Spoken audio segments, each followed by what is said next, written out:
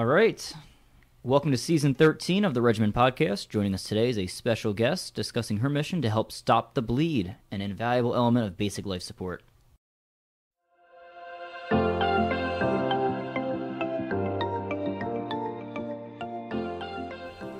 Hello, pharmacists and friends. Today is Tuesday, April 9th, 2024. Welcome to the Regimen, where public health pharmacists, pharmacy students, and our guests discuss the latest public health issues and their solutions. Listen in to find out how we can all improve population health, health equity, and patient care through advocacy and education. My name is Russ Scarpa. I'm a sixth and final year Doctor of Pharmacy student at the University of Rhode Island, working alongside Dr. Bratberg and the Rhode Island Department of Health.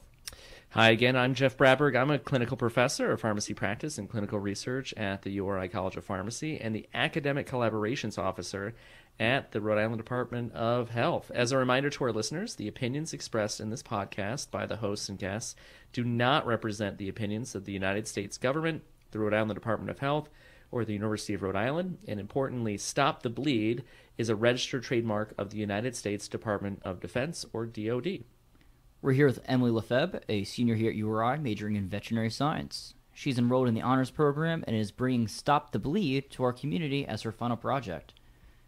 Hi, everybody. My name is Emily. I am a senior at University of Rhode Island majoring in animal science pre-veterinary track.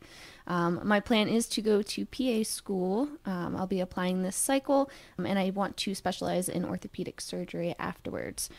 Also, I am currently in a EMT basic program in Charlestown. It's been going really, really well, and I'm actually going to be completing the final and the practical exam upcoming, I think this next week or so a week or two. Very excited to continue on that journey. Awesome. So it's great to have non-pharmacy people on here so that we can talk down all of the drug talk that we do all the time here. So absolutely, we'll talk about other interventions here. So Emily, kick us off. What is Stop the Bleed? Yeah, so Stop the Bleed is actually really just like a campaign that was established by the American College of Surgeons Committee on Trauma. And basically their whole goal is to be able to recognize life-threatening bleeds and then be able to effectively and efficiently stop that bleed, whether that's applying tourniquets, wound packing, or just applying direct pressure to that wound. Yeah, so it seems like, it's common sense that people should know how to do this. We know, if I can just ask one quick follow-up, this is for anybody, right? This is not for medical people. We're all in college. This is for any layperson, right? Yep, lay people. Anybody can. The thing is, I wish it was more widely available, too. Getting those tourniquets, they're not cheap. They're pretty expensive. Right, but it's important. I mean, again, we talk, and I do a lot of research around naloxone education, right?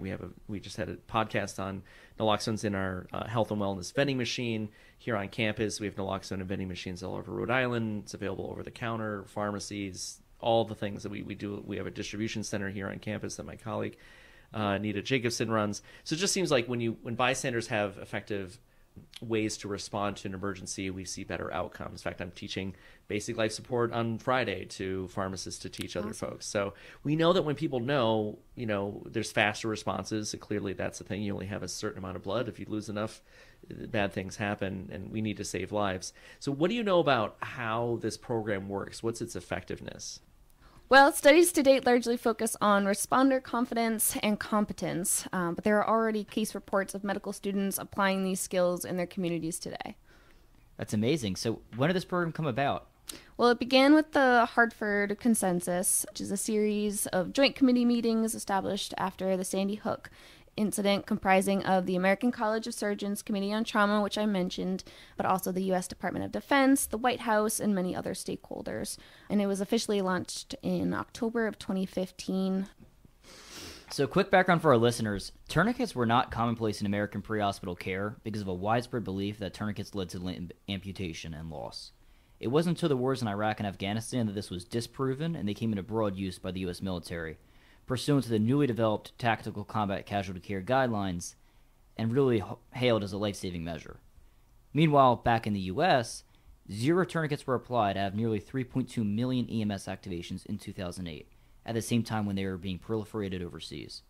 After it became how effective they were there, tourniquets were brought back stateside, and they were added to the national list of minimum ambulatory equipment in 2009. Fast forward to 2021, when a study of 168 trauma cases showed that 80% of tourniquets that EMS brought to the hospital were already applied when they got there. So half of them were by cops, 34% of them were by lay people, which is the community that Stop the Bleed is trying to reach. In that study, mortality was only 3% with no loss of limb function due to the tourniquets being applied. No, that's completely true, and that's definitely a good point to bring up. That's kind of something that many people think is true, is that you're going to apply a tourniquet, and you're going to lose a limb. But that's not true. And actually that brings up another good point where Stop the Bleed teaches that you apply a tourniquet about 2 to 3 inches above the injury site. But if you're thinking about in a real situation where you have this huge laceration with an arterial bleed, you're going to be bleeding a ton, and you may not even be able to see exactly where they're bleeding from. So actually figuring out where 2 to 3 inches above that wound is going to be really, really tricky. So in the field with EMTs and EMS providers, their kind of whole thing is just go high and tight. So that's just going up all the way. If it's on the arm, the upper extremity, we're going all the way up to about the axilla, right below the armpit. Whereas, you want to maybe preserve more of the limb, but again, we're not really seeing people losing limbs at the same time. Another important piece is that you may have a life-threatening bleed that you didn't see at first, a little bit more proximal. So when you apply that tourniquet below, you're like, crap, now I have to loosen it, take it off, which is a no-no in Stop the Bleed, and put it a little more up top. Makes perfect sense. So we can feel comfortable going high and tight, knowing that if they're only applied for an hour or an hour and two, the risk of limb damage is incredibly low and almost negligible. And what is taught? You said you're trained to be an EMT and you've got your exam. So what's the exam question about tourniquets for EMTBs in Rhode Island? That's a good question. So basically, the scenario that we're going to have is, you have, let's just say, a 23-year-old male with a laceration on their forearm. And it could be left or right, doesn't matter. So basically, it's going to be us, and for every situation, it's always scene safety, BSI, making sure you have the appropriate PPE, you're looking around and making sure the scene is safe, because you can't help anybody if you're in danger too, if you get hurt. So that's the first big piece of it. They want us to be trying direct pressure first. So that's grabbing your gauze, holding that direct pressure. Then they're going to let us know, okay, bleeding continues. Then they want us to apply another piece of gauze, more gauze, apply more pressure. When the bleeding still doesn't stop, that's when we know, okay, this is a life-threatening bleed. Let's grab our tourniquet and apply. That's when we want to mention we're going either 2 to 3 inches above, or we want to go high and tight. There's a lot of discrepancies between the two. They don't have a right or wrong. And then the biggest thing after applying a tourniquet is you're worried about shock. So it's always about preventing those signs of shock. So we're throwing them in the back of the truck. We're cranking that heat, throwing blankets on them, putting them in a position of comfort, but something that's either supine or in like a semi-Fowler where they're just kind of sitting up slightly. Right. What's the term for, there's a slang term for transporting trauma patients, is scoop and run? I've heard that before, scoop and run, right? It could be scoop and run, but it's I think it's either you're gonna stay and play, right, or you're gonna something and go. I forget exactly what the saying is, but no, you're right. I love it. But we'll let people know that EM high and tight is good. I think the interesting thing is that we're talking about tourniquets, but I'm glad that you went through that procedure, which also lay people can do and probably do. Absolutely. To be like, not every bleed is life-threatening. And you mentioned arterial bleeds, where there's it's the amount of blood, it's the pressure going there. Russ, you worked in an ER. You want to go to the Knife and Gun Club, as we like to call it, as your residency. So you fell in love with EM pharmacy this spring. Did you, what was your experience in seeing patients coming off of EMS sort of after folks like M respond? So on my rotation, I was not in a level 1 trauma center. So we're really that's a big pulling deal. traumas. Usually the EMS scenes that we were getting were the stay in plays. It was the cardiac arrests, the medical emergencies, where they already worked the patient on the scene, and they bring them in for the further steps of definitive care. Versus trauma is a flipped paradigm where they want to just control the bleeding as much as they can on site and then immediately get to definitive care. and you're repairing arteries or you're doing Right. surgery and all those other things. Yeah. Yeah. Yeah. In my training, we saw lots of these things, and I would say nobody, which was 22 years ago. And again, it was, Afghanistan was just happening my year of my training and working in the ED. Saw lots of bleeding, but nobody had tourniquets. So I think it's a fascinating thing that how quickly it's progressed. Yeah, amazing. Like even in World War II, there were reports of other countries using them, and Oh. the U.S. thinking that they were crazy. Yeah, because they thought, you're gonna. I mean, this is like when I tell my dad, you really need to drink water. He's like, no, we never drink water. I'm just like, okay. I wonder why you have a headache. Yeah. We talked about dehydration all this morning. So anyway, which is a side effect of trauma. But anyway, True. So, Stop the Bleed kits. You mentioned gauze. You mentioned tourniquets. I understand that the American College of Surgeons Stop the Bleed campaign actually sells kits. They do. What are in these kits? Yeah, so I guess starting let's go back a little bit. Yeah. Stop the bleed kits in general, they're great. But just like tourniquets, they're really expensive. Right. So a lot of the times what we recommend is that you buy all of those items that are within a Stop the Bleed kit separately, and then you create those Stop the Bleed kits It's less yourself. expensive that way, Yeah, you're going to save a lot of money that way.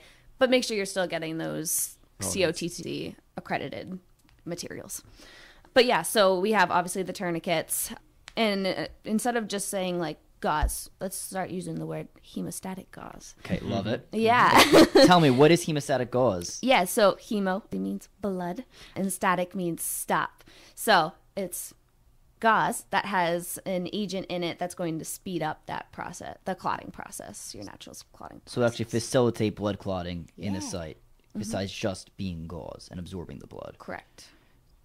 Other things that you can typically see within a Stop the Bleed kit is going to be your gloves, trauma shears for cutting off shirts or sweatshirts. But basically, you don't want to completely get them naked, but you want to make sure that you're seeing everything that could possibly be there, because with clothes and other items, a lot of injuries are hidden. And another thing is always remembering to check their back. That's a thing that a lot of people will forget. If you just have that one extra second to just put them on their side and do a quick glance from head to toe, it's really important. Having Sharpies or pens inside of those Stop the Bleed kits is important, so you can write that time down of when you applied the tourniquet. Kind of gross or weird to think about. Sometimes you don't have a pen or a marker available. You can actually use their blood. So actually taking your It's the title of the episode. Use Stop their the blood. bleed. Use their blood. Use their blood. So yeah, actually like using their blood to write it on the time on their forehead, write it on your own hand, just so you have it in multiple places. Because how many times is that, just even the time in general, going to be washed away or rubbed away by all that blood and dirt? No, it's a good point. Got to improvise when you have to. Yeah. So it's, again, we've talked about bystanders and the efficacy and how rapidly this has been deployed. You talk about expense, of course. Whenever we talk about any intervention, it's like, well, is it worth the outcome? It seems like we have great outcomes.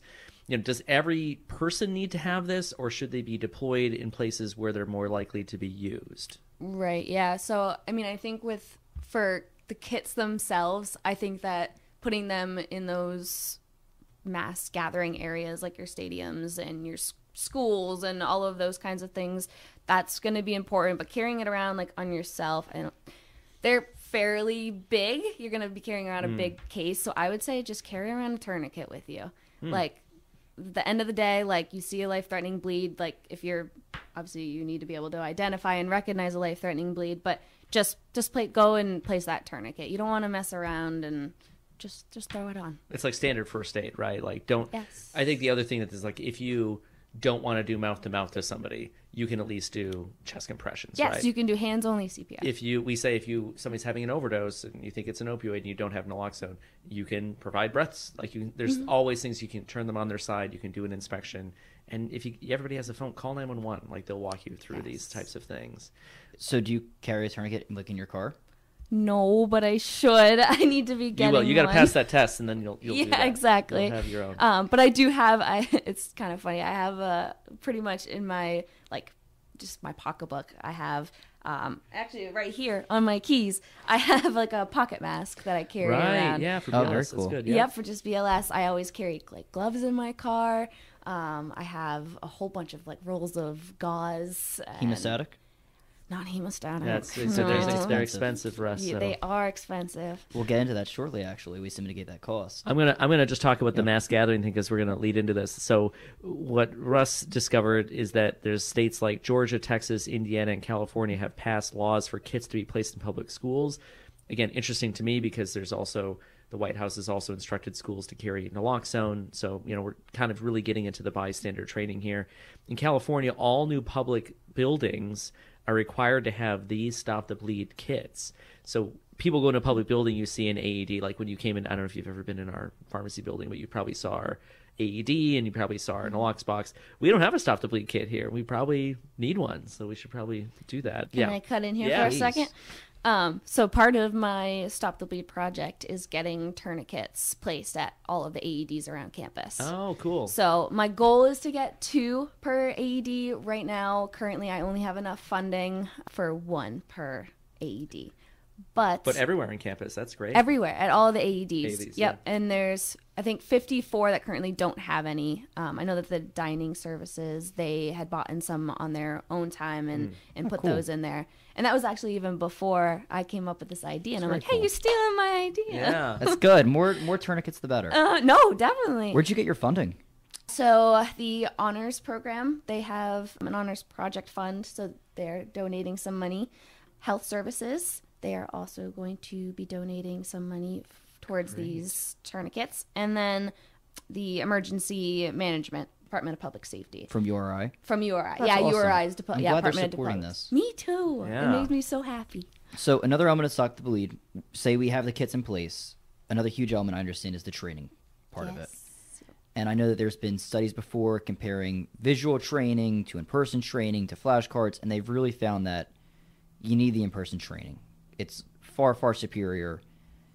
It's a must. Like 90% of people that are trained physically actually are able to apply a tourniquet properly afterwards versus like 20% of people that are using audio kits or flashcards or Yeah, whatever. they have to do it. It's all about hands-on. Right. Yeah. It is. So tell us more about that element of your project. Yeah, so the other aspect of my project is hosting Stop the Bleed certification classes. And my idea for my project came to be because I needed to recertify myself in Stop the Bleed. And when I went on Stop the Bleed's website, there was no certification classes anywhere in Rhode Island that were being offered. So I had to go all the way about an hour and a half to Connecticut in order to get recertified and Stop the Bleed. And I actually dragged along one of my friends. So the two of us drove there. It went really well. She really enjoyed it. She learned so many new things. And she was actually the one who mentioned, like, hey, what if you did something with this, like your Stop the Bleed project? I was like, oh, like, actually, like, epiphany, that's actually Yeah. a great idea. And I was like, yeah, like, I can become a Stop the Bleed, like, instructor. I can start, like, hosting classes and get, like, students and just, like, Rhode Island community to attend these things. And then that's when I started thinking, like, okay, we need tourniquets because actually in my high school, we had a little Stop the Bleed project going on through a program called HOSA. That's Health Occupation Students of America. So that was a club that I was a part of in high school. And so a group of students through that ended up having a Stop the Bleed project, and they put Stop the Bleed kits around the school. And I was like, I should do the same thing for URI. Love it. Yeah. That's awesome. So Stop the Bleed, they use cat tourniquets, right? Like there's different styles of tourniquet. Yes. When someone's shopping for tourniquets, does it matter which one they buy, or should they get like the cat straight from Stop the Bleed? How's that go? Yeah, so that was kind of the very first aspect of my project, was like finding, which tourniquet should we be getting. The cat is definitely a good one. That's one of the ones that's approved by the COTCCC. Others are the soft and Sam XT. Those are some examples. So I actually decided to go with a Sam XT because it has an auto lock feature. So it's really good for those lay people who may not have experience in applying tourniquets. So there's a certain amount of circumferential force that needs to be applied before that click happens. And that's to guarantee that it's tight enough before you start using the windlass to turn and tighten it even further and lock it. Interesting. So it is a lot more expensive. I got it directly through the Sam's website. It was $37.95 per tourniquet. So I could have went with the cat, which is roughly $26 through the Stop the Bleed website. But again, like I really, really liked the idea of that auto lock feature. And I think that that's going to decrease the chances and the risks of people not applying the tourniquets tight enough to stop the bleed. How does it compare to a cat? So you said like you circle the windlass and then it clicks itself in instead of having to be like latched in. So it's before you start turning the windlass. So you'll apply it like a normal cat where it's just, hopefully you already have it through the loop because that's going to save time. You'll slide it on the limb and you're going to pull it like you would to tighten it. And you have to pull enough force on it. And there's little prongs. Like a ratcheting system. Like a ratcheting system. Yeah, exactly. There's little prongs with when enough force has been applied, it'll click. I didn't even know this existed. There are studies comparing cat to soft T to SWAT and just like improvised tourniquets, and they say cat's superior to those. Yeah. But I haven't seen anything comparing a SAM-XT to a cat. Have you found anything about that? Yeah, well, so when I was like before, because I've been Stop the Bleed certified in previous years, and I had never heard of the SAM-XT ever. And it was only until this project that I started, this came to be through my research, and I'm like, ooh, this sounds really good. And then I looked it up, and it is COTCC approved. So it's something that's been tested in the field and in. That is so cool. Could you tell our viewers what is COTCC? Yeah, so it stands for Tactical Combat Casualty Care in the field, in the military. But it's a valid, like these are people who deal with real wartime injuries and all these things. And I understand it's being, we were talking when we were preparing the episode Russ and I talking about like it's being used in Ukraine and training people there in actual battlefields and disaster situations. So I mean, it's fascinating. I mean, you've really done a lot. And when did you start this project? So the actual like period that we had to do our project and like where I'm getting like the credits for the project and whatever is just for the spring semester. But I actually started back in November of 2023 because I knew like how much was going to go into it and how many people I needed to contact to make this happen. So getting involved, contacting the Department of Public Safety at URI and the police department, like they've been a huge contributor to the success so far and a lot of help. Yeah, that's great. I love it. So you, just going back, so you've got all this stuff deployed. You've done an amazing job, just rapid deployment, widespread deployment.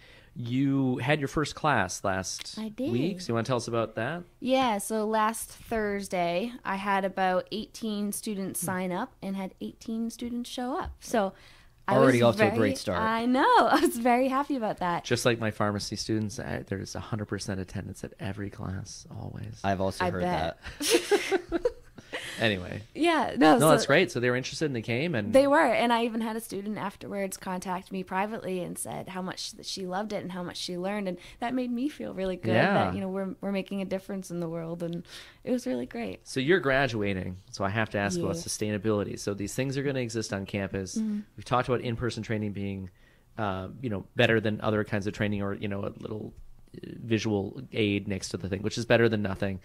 Who's going to take this on when you go? That's a fantastic question. For the next year or so that I'm still in Rhode Island, I'm hoping that I can help out. Once I actually get my EMT license, I'll be able to be the primary instructor.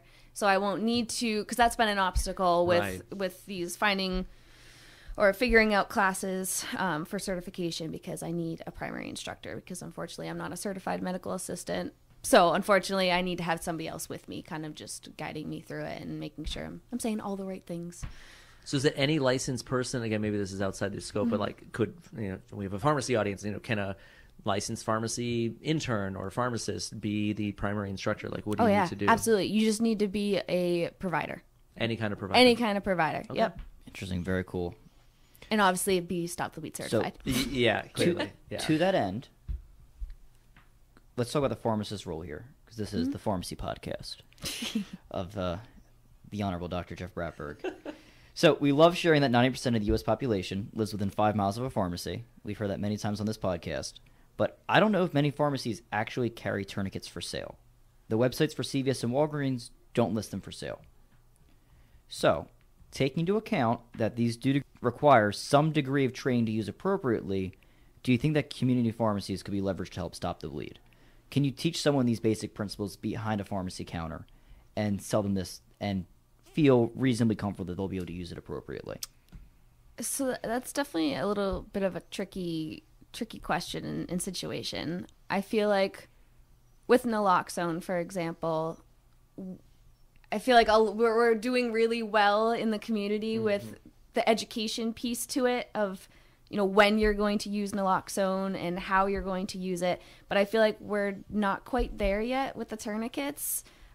Because again, you need to be able to recognize a life-threatening bleed, and you need to be able to apply it correctly. So I feel like even if something like CVS were to offer it, well, one, is it a quality tourniquet? A major point, for sure. And two, are the people who are buying these things, are they going to be able to appropriately? And to that end, how do you recommend our viewers find a quality, trusted, reputable tourniquet product? Where should they go to buy these? Yeah, we were just talking earlier about, Eclipse glasses and I was just thinking that, actually. Yeah, where, everybody goes to Amazon and buys their thing, and I'm sure everyone in this room has bought something that did not look like nor function the way that we thought. And we're like, oh, so I have a piece of plastic, not an actual charge cord. Thank you. Right. So clearly, these are expensive. You mentioned $26, $37. We said, even though they're approved and verified products, where should people at least start with getting the product, and then maybe tell us where they could find their in-person training? Yeah, so I would definitely recommend going to the Committee on Tactical Combat Casualty Care website themselves. They have a good list on this, and I actually used this website for the research that I did. But they have a great list of all of the tourniquets that they recommend because they know that it works. Again, like your CAT, your Soft, your SAM XT. I think there's like one or two others as well. But just get one of those, just so you know that it's And good. There's links to like where you can buy. You can buy from that website. Yeah, you can. I think we can buy directly through the COTCCC. But also, again, like if you want to get it through Stop the Bleed, great. Sure. If you want to get it directly through so like SAM XT, I'm buying it through the SAM website.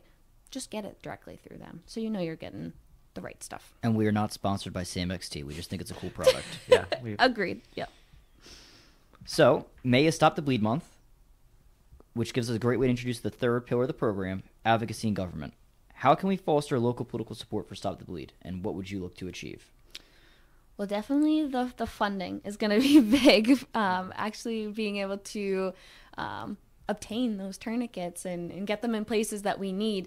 And even if I can't get the 2 per AED for all of the AEDs, I think if I can at least get a little bit more funding, and that way I can put 2 in like a location like the Memorial Union, where we always have a lot of students, or the dormitories, like there's so many students in there. All the public buildings. Yeah, I mean, you can imagine how many buildings in California. I'm just trying to think of like what is their outlay that they did it.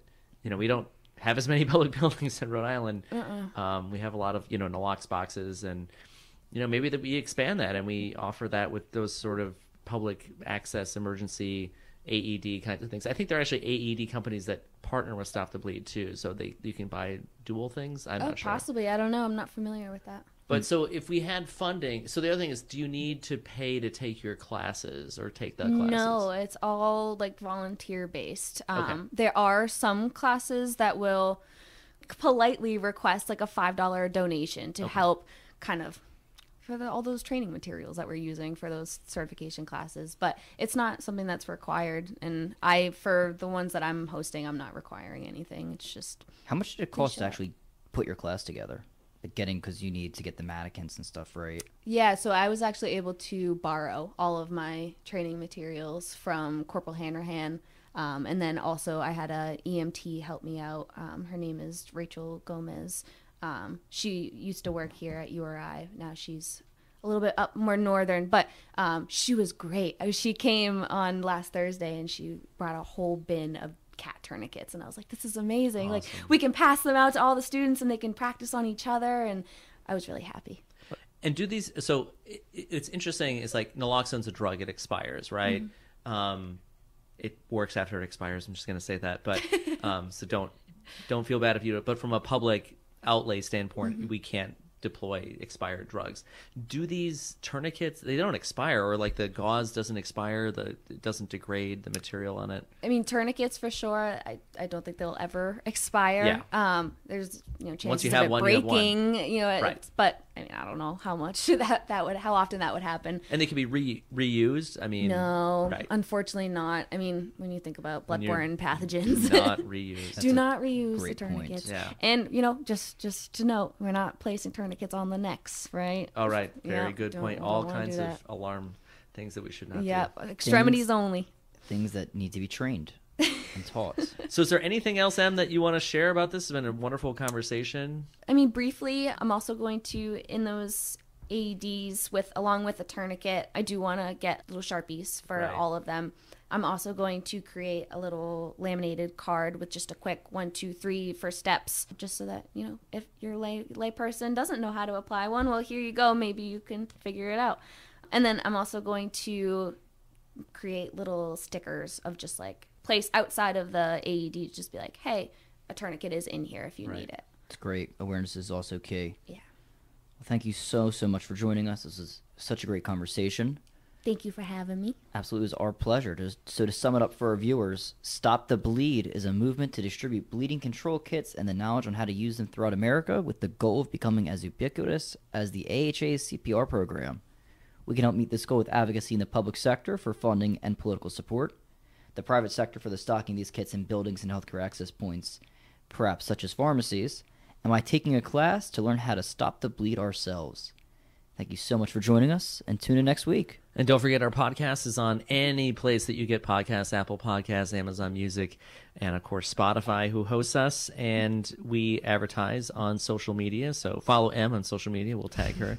But we have a social called @PharmD_Pub_Health. That's Pharm as in pharmacist, @PHARMD as in doctor, Pub Health, and that's on Instagram, LinkedIn, and all your socials. Smash that subscribe button, like, and follow us. Thanks. Thank you so much.